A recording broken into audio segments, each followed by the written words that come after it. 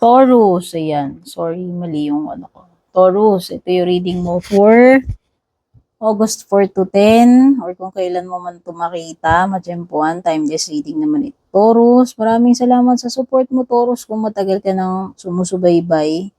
And kung bago po kayo, don't forget to subscribe, like, or follow. Patap na rin po yung bell icon. Shoutout sa mga nag-avail ng subscription, nag-avail ng membership. Maraming salamat po sa inyo. Yung names nyo, i-flex ko na lang either sa umpisahan or dulo ng ating reading. At sa mga gustong mag-avail ng personal reading ko, gustong mag-inquire, dumiretso kayo sa aking FB page or basahin nyo yung nakasulat sa description. Thank you so much.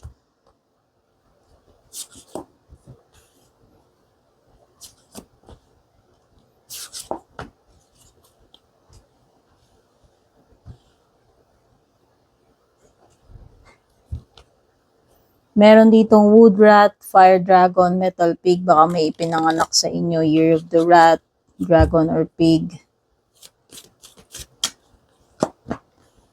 Meron kang number 6, mga mahilig sa numbers. Number 8, number 1, number 53, tsaka 48. Wow! So, nakikita ko, Taurus, this week you are aligned with your purpose. Yan.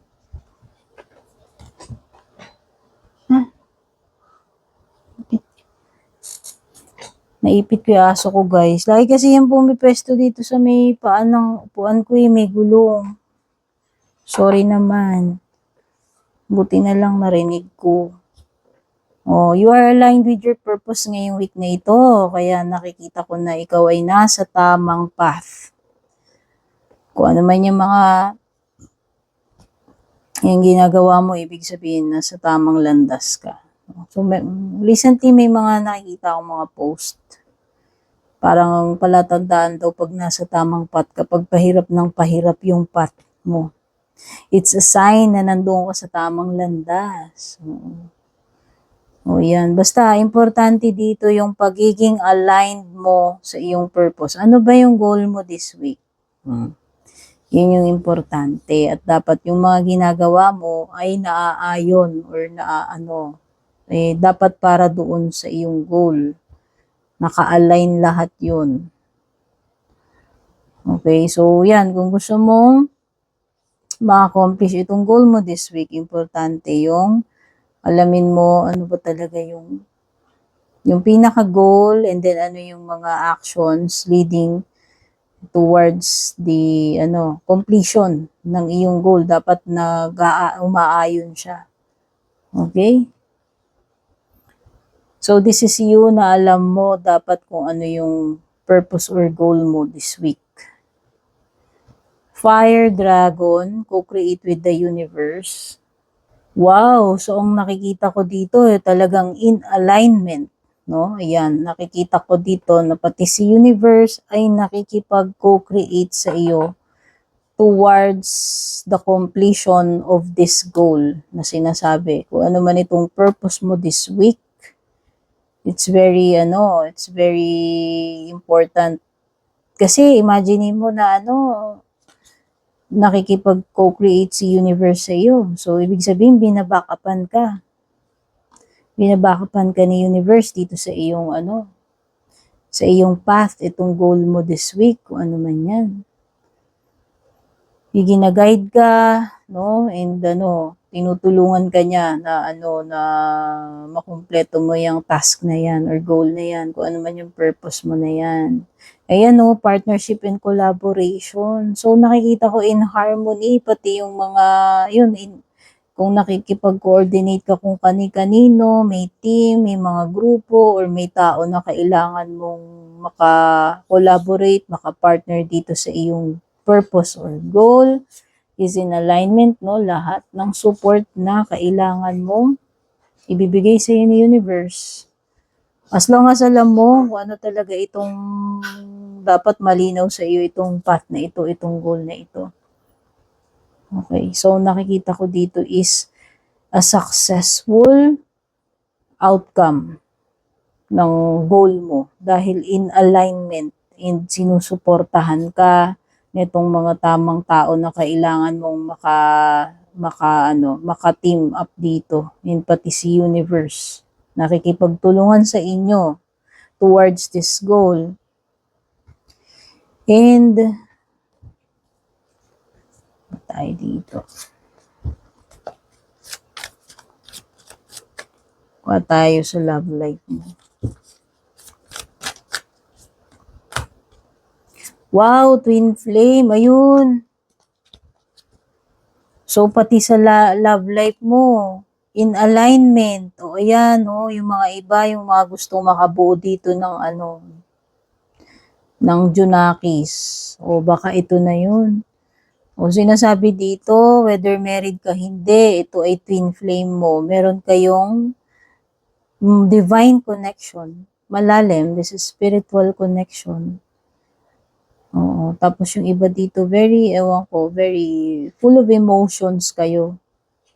Hindi ko alam kung meron isa inyong nagiging emotional sa inyong magjowa, kung sino man sa inyo, or pareho kayong nagiging emotional about something. Kasi baka meron something dito about, baka maging nanay ka na, tatay ka na, syempre magandang announcement yan, good news. So, yun ang nakikita ko. Baka matagal yun ang hinihintay itong moment na ito, na biyayaan kayo na magka-Junakis na kayo, makabuo kayo. At baka ito na yun, sa mga couples dyan, sa mag-asawa dyan. Okay? Kuha pa tayo ng iba, tingnan pa natin. Ano pa ibang paparating sa iyo? Yun nga lang, may mga kalaban dito. Ayan, enemies working against you. Hindi naman laging tao ito, Taurus, no? Pwedeng may mga dark energies dyan. Kung ano man yung mga pwede mong makalaban. Tao man yan, hindi. No? Pwedeng may mga kontrabida dyan na energies or tao. O yung iba, new job or career paparating sa inyo this week. Kung nag-a-apply kay trabaho, it's a good sign na makuha ninyo yung job. Pumasa kayo sa interview. At wow, ang ganda. So may transformation, may magandang pagbabago this week para sa iyo, Taurus. Hindi ko alam tungkol saan to. Pero may magandang change. Pwede nga related sa career mo kasi pwede kang ma-hire dyan sa ina-applyan mo. Basta meron something dito about, good news about job, career, at magandang change itong week na ito. Yung iba about pregnancy. Ayan, magiging nanay ka na or tatay ka na. Ayan, in harmony, talaga ang ganda. Ang ganda talaga ng love life mo. Mag-asawa man kayo, magjowa. Mukha nga talagang twin flame kayo, divine connection ito. Ayan. Maganda yung samahan ninyo eh. True love. Andyan yung iba pwedeng marriage. Papasok kayo sa romantic connection. Serious relationship ito, guys. Serious ito.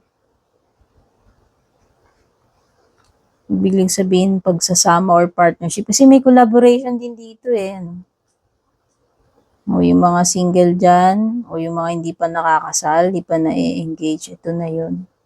Pwedeng this week, yan na yung announcement. Yung iba, yung mga gustong maging mommy, daddy na, maging preggy na, magka-Junakis. So, nabanggit ko na ba na may Gemini, may Libra? Strong energy ng Gemini and Libra dito. Okay, so importante ang communication this week para sa iba sa inyo. Kailangan mong gamitin yung iyong ano ba tawag dito? Yung iba pwedeng kailangan nyo ng advice, yung iba pwedeng kailangan ninyo ng meron kayong kakausapin na kailangan yung diretsahin itong person na to. Ayan. Sabihin nyo directly kung ano ba talaga yung iniisip ninyo. Or pwedeng this is a decision to be made, no? Kasi may choice dito, may decision. Yan, pwede. Pwedeng iba sa inyo dito, may major decision na gagawin kayo this week.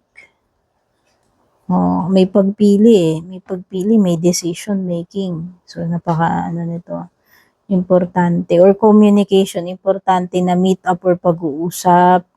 Yung sitwasyon na hindi mo dapat hindi mo dapat iwasan. Kumbaga, merong situation dito na kailangan mong kaharapin. I-deal with mo na.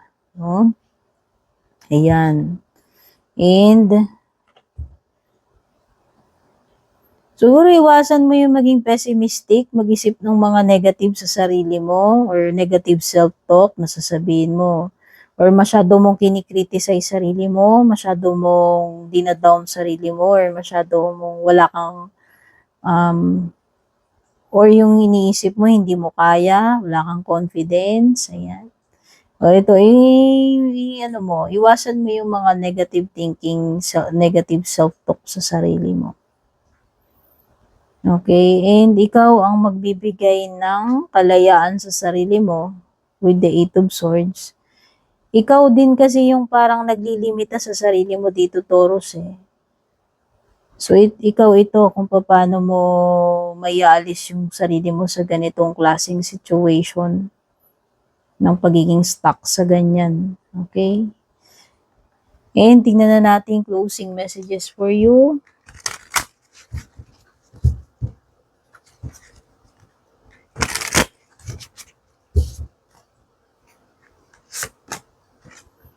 When you love yourself, it's easy to love others. So, yan, nagsisimula sa self-love, Taurus.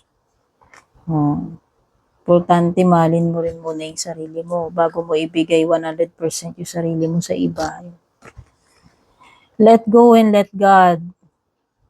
He's had the plan for you all along. So, ano man itong bagay na ito na hindi na pa sa iyo, ibig lang sabihin yan, i-let go mo na yan, and let God, ipaubaya mo na yan. Kasi meron siyang plano para sa iyo. Bakit nangyari yan? Know that today you are stronger than you were yesterday. Okay? So, pwedeng may masusurvive kang difficult situation, and this will make you stronger, Taurus. O, kung strong ka na kahapon, mas strong ka ngayon. Or strong ka last year, last month, mas strong ka bukas. Kung ano man ito, na bagay na ito, gaano man kahirap yan, malalagpasan mo yan. Mas magiging stronger ka pa. Okay? As a result. So, yan yung mga mensahe para sa iyo. Sana makatulong sa iyo to. Don't forget to leave a comment, pa-like and share. Take care. Bye-bye.